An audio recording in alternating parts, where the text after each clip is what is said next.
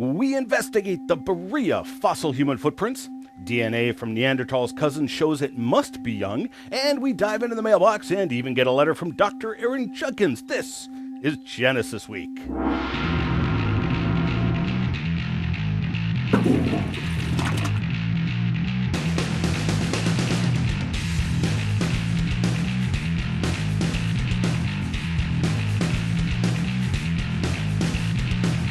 And welcome to this episode of Genesis Week, the weekly program of creationary commentary on news, views, and events pertaining to the Origins controversy, proudly brought to you by Core Ottawa, Citizens for Origins Research and Education, and exclusive right here on YouTube.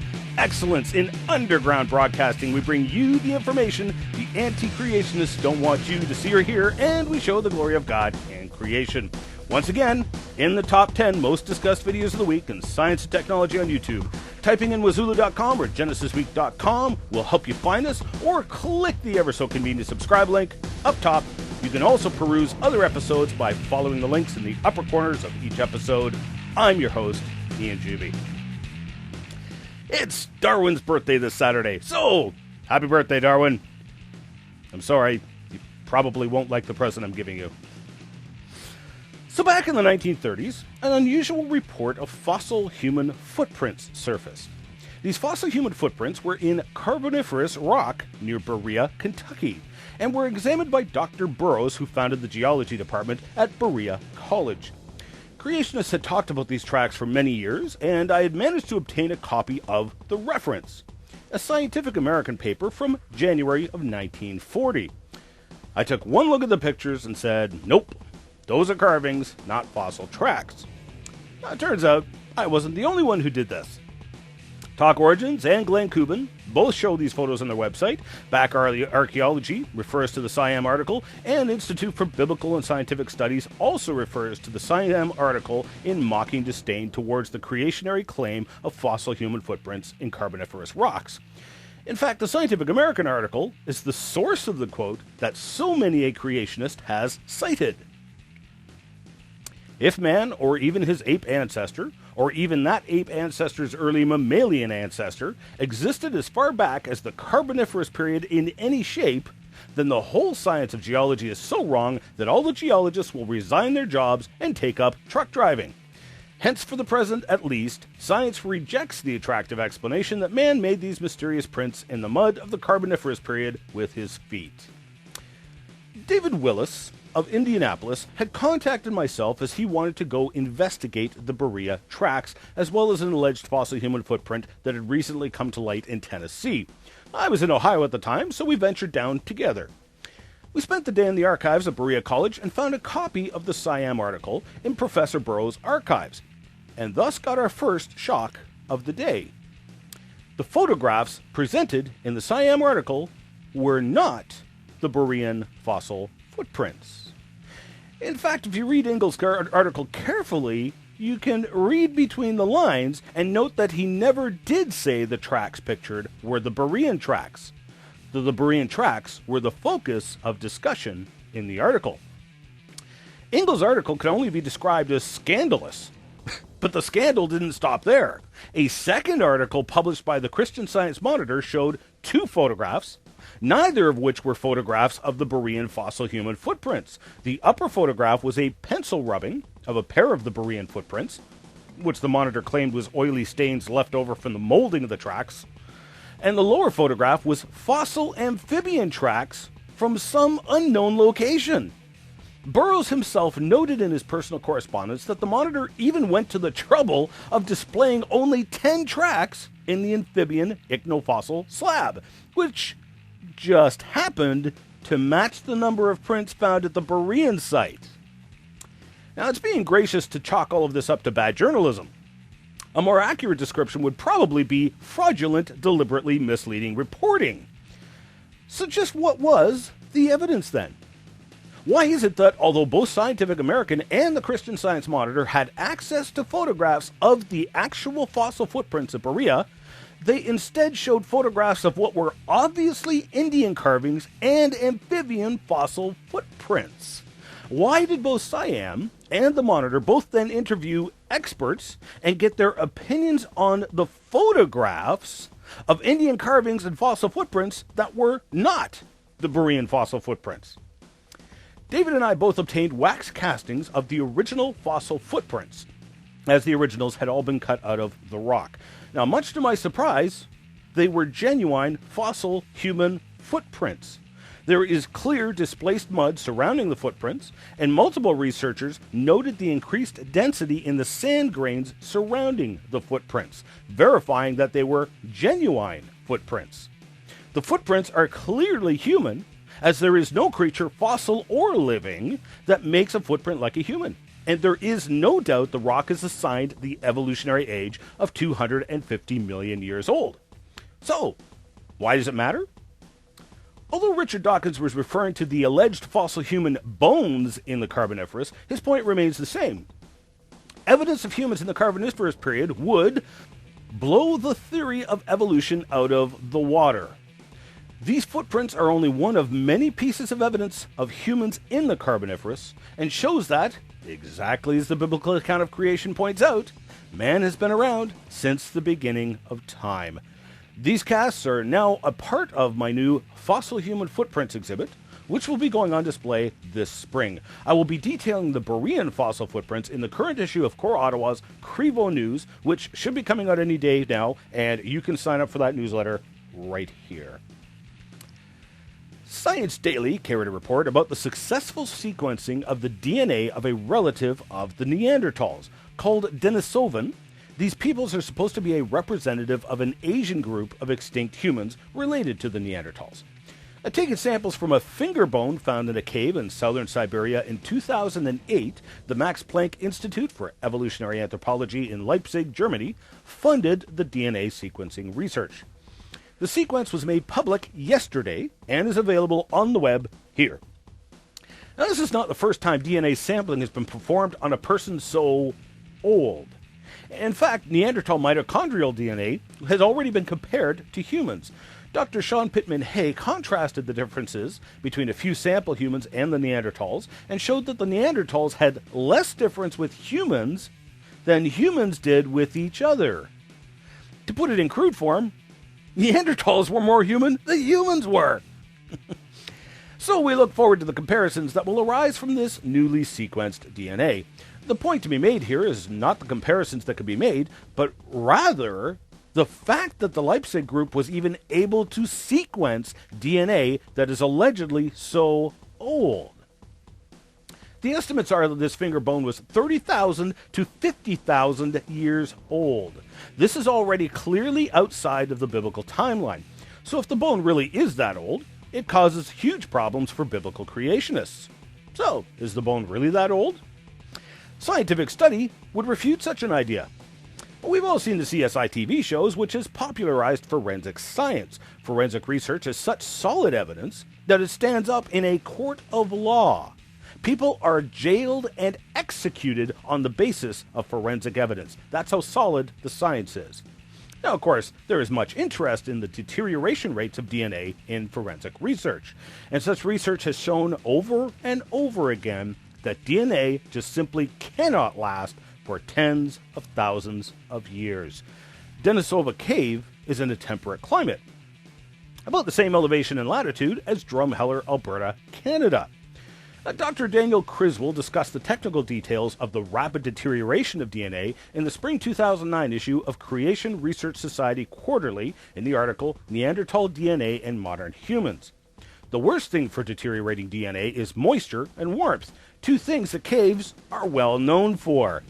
As Criswell pointed out, kinetic calculations predict that amplifiable fragments less than 400 base pairs will survive no longer than 10,000 years at temperate conditions. In other words, forget about an entire DNA strand being preserved. The most you can hope for is small fragments of DNA sticking together for maybe 10,000 years.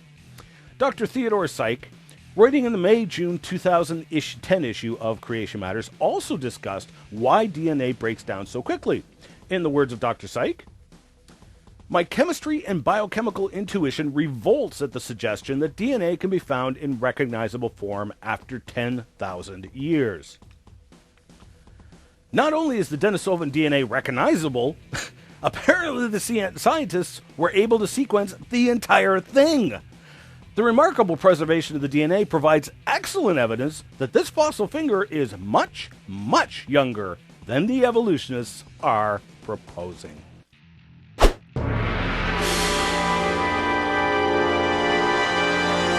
Woohoo! Mail for me?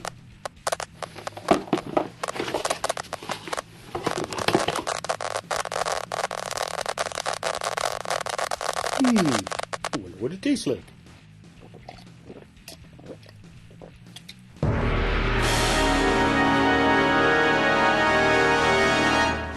Dr. Aaron Judkins wrote in regarding last week's show. Regarding the Paluxy footprints, I stand by Ian's assertion, and I mean that literally.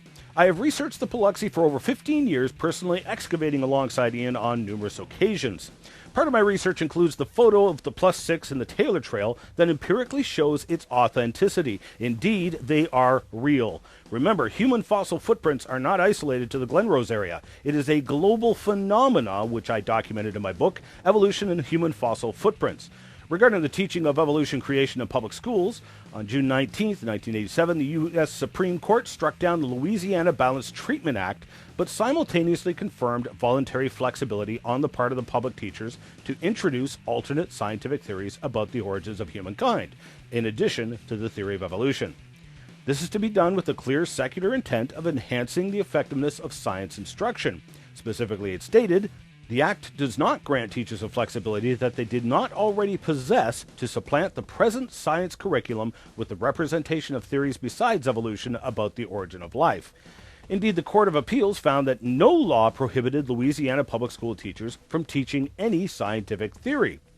The court stated that teachers already possess the flexibility to supplant the present science curriculum with the presentation of theories besides evolution about the origin of life. They are free to teach any and all facets of this subject, all scientific theories about the origins of humankind. I document this in my other book, Academic Freedom Exposing Evolution. Go Indiana! Iron Man left a comment regarding the alleged evolving virus in the last episode. Wazooloo, you don't know what you're talking about. It's called coevolution. Scientists figured this out over 17,000 years ago, along with how plant life requiring pollination from insects that didn't exist yet because they haven't evolved. Go to a museum, read a biology book. Really?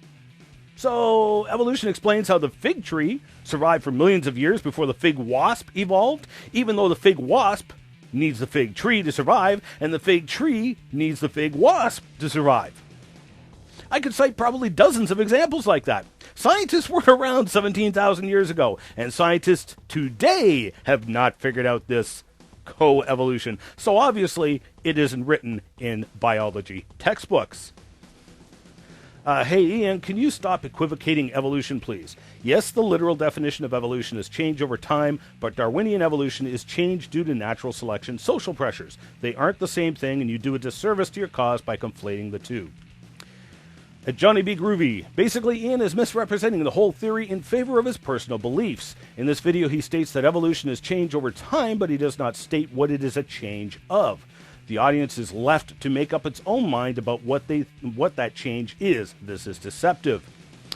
Actually, when I've asked evolutionists to define evolution, that is the definition I've been given. So you're not disagreeing with me, nor is this misrepresentation. I would encourage the viewers to do their own survey. Go around and ask people what their definition of evolution is. Go on. Paul Chartley finished the statement with, he comments that evolution fits every scenario it is applied to, but that is not because it is made up, it is because it is correct. Thank you for admitting that evolution fits every scenario. That immediately disqualifies evolution as scientific, because it is then not falsifiable. Evolution simply conforms to whatever evidence it is presented with. Thank you for making my point. Thanks, Ian, for your work. I wanted to comment on the virus actually refuting evolution. Viruses, as you carefully pointed out, could not live, or don't live, without taking over a living cell. They are entirely dependent upon the cell machinery for life. Moreover, the changes they create in the DNA do not tend for their survival. They often destroy the host and thus destroy the ability of the virus to continue. If the virus were responsible for life, it would have snuffed it out as quickly as it began. A significant point. Thanks for writing in. Keep going in. You're so good at pwning the evolutionists. I've had a discussion with an atheist who was complaining that you and every creationist don't have a science degree and that you can't do science. Is there any chance you have addressed this somewhere, possibly in a rant? Well, let's deal with that one right now. First of all, it is astoundingly ignorant to claim that there are no creationists with science degrees. This atheist has already disqualified himself with that one claim alone. But I'm also immediately suspect of anyone who starts asking about credentials. Why? Because credentials have absolutely nothing to do with whether or not the person is right. That is a subtle ad hominem attack. Credentialed people make stupid mistakes, and uncredentialed people make stunning discoveries. Secondly, you'll please notice that such people who ask for credentials use the lack of credentials to reject anything you say, but then embrace the writings of Darwin, whose only earned degree was in theology. Now, if you have scientific credentials, they reject your credentials. Dr. Jerry Bergman, 9 university degrees, 2 of them PhDs. You don't get more credentialed than that. But the very people who were demanding my credentials in the very next sentence were rejecting Dr. Bergman's credentials. Look, there's no nice way to say it. This is called hypocrisy and bigotry. And it was glaring in the comments of last week's show. I encourage the viewers, go read the comments for yourself. In like fashion, the anti-creationists loudly demand peer review. But they seem to forget that Origin of the Species was never peer-reviewed. The only peer review they will accept is peer review which defends evolution and refutes creation. Therefore, by their twisted definition, there are no creationary peer-reviewed papers. Actually, in fact, there's been plenty of creationists who have published articles in secular peer-reviewed journals. But the anti-creationists reject those works. Obviously, the anti-creationists are playing head games. Ask yourself, would you listen to someone who contradicts themselves like that? Hypocrites and bigots disqualify themselves from any semblance of credibility. They are not reasonable, nor are they worthy of being listened to. I have addressed these issues partly in my newsletters, item number 3 here, and partly in Crevo Rant number 213. Ian, can you possibly do a video on Mary Schweitzer's find? I've always found that very interesting, particularly her statement on blood cells and tissue existing intact and with its same nature elasticity for hundreds of millions of years. I think she says it perfect, science doesn't allow it, and I agree with her. I think that such things as tissue and blood would have departed from the scene a long time ago. How can something be possible for such a long time? Why hasn't it been mentioned? Well, let me see what I can do. I'm way behind in video production, as I've got several videos in queue which need to be produced first. But sure, that is a fun subject, and again, forensic science has much to say on the matter. Okay, that's enough for this week. I'm your host, Ian Juby. Thanks for watching and pursuing the truth with me. Just remember, Pilate asked, "What is truth?" Jesus said, "I am truth." We'll see you next Thursday.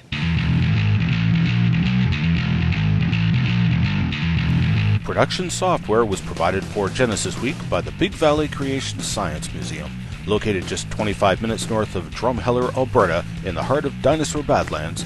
The Big Valley Creation Science Museum was built from the ground up to give credit to our Creator, portraying the scientific evidence showing that creation is the faith that fits the facts, and evolution is the faith that the facts have failed. Visit bvcsm.com for more details.